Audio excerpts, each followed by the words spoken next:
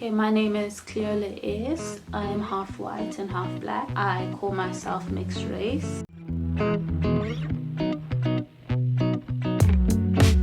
Does it bother you being called colored?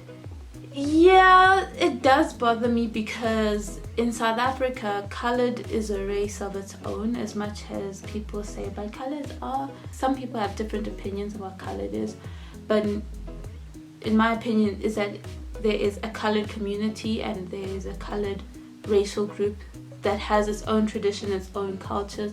So to be grouped with them kind of makes me feel uncomfortable because I don't feel connected to that race at all or to them necessarily. A part of me also understands why they call me colored because my skin tone is similar. So I understand at first when people are like, "Are you colored?" Then I'm like, no. But at least they asked. You ever felt stereotyped or looked down on because you're colored or mixed race? Yes, I have.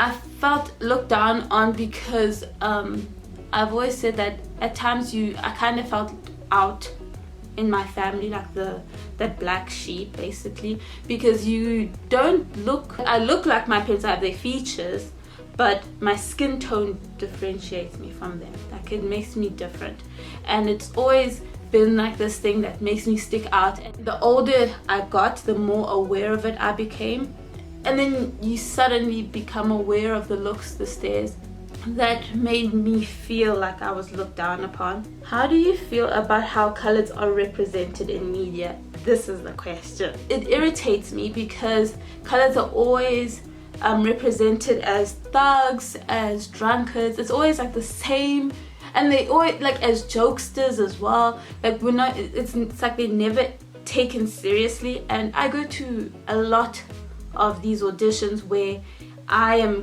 have to go and audition for the role of the colored woman, and I read it and it irritates me because it's just so... It's like the stereotype that no one really wants to be. I don't know, it's like they're still stuck in this idea, this... I don't want to say racist idea, but it is. It's like a racist idea of what color it is. It's like they can't be anything above the drunkard and the thug. So that kind of irritates me. But yeah, I think that they could be better represented for sure, and especially if you're trying to bring in mixed race people to play colored people who then do not even understand sometimes the dynamics of being colored, and they're being brought in to play a colored person. And yeah, which languages do you speak and which do your parents speak? So I speak Xhosa and English. My father is English, my mom is Xhosa, but my dad speaks Zulu and Xhosa, and my mom speaks a couple of other languages as well. And yeah, in my home we speak both as well. What differences are there between your parents that you think is more race or culture related? I don't really... With the differences within my parents, I think are more personality wise. They're not really because of the race or the culture of things, because my father was quite accepting of the culture, like of the Xhosa culture. I have never seen a difficulty of understanding due to culture or race. And also the area I grew up in, my parents were... It's a rural area, so my parents were kind of enveloped by this community, so they just became one, if that makes sense. And no one ever looked at them as you're different, you're different. It was just like, it's them, it's Mark and Sabat, like it makes sense. So I think they have their own dynamic going on, which is great, but I personally never saw a difference or a difference of culture. And also my father grew up on a farm in KZN. He took time to learn the differences, and I think the fact that they took the time to learn about the difference in culture and the racial ideas of what's happening with each other, I think that helped a lot. What are your thoughts on the lack of colored history being taught in schools or college? I think it needs to be delved into a lot more, because I'm a lecturer in a university, and it irritates me when students come in and they do not, and they're 19, 20 years old, and they come in and they don't even understand the differences within mixed race and colored identities. They think they are the same thing. And I'm just like, what are these children being taught that they can't differentiate between two different, like there's so much more that could actually be done and be said. And there's pioneers, people who fought for different things within colored communities who are kind of being overlooked or being grouped as something else. So I think it needs a lot more work. And yeah, do you think racial labels should be removed in South Africa, or is there some benefits to it? I would prefer that racial labels kind of be removed from South Africa, because I think we're one of the only countries that still identify according to our race and not our nationality. It will always then result in the segregation.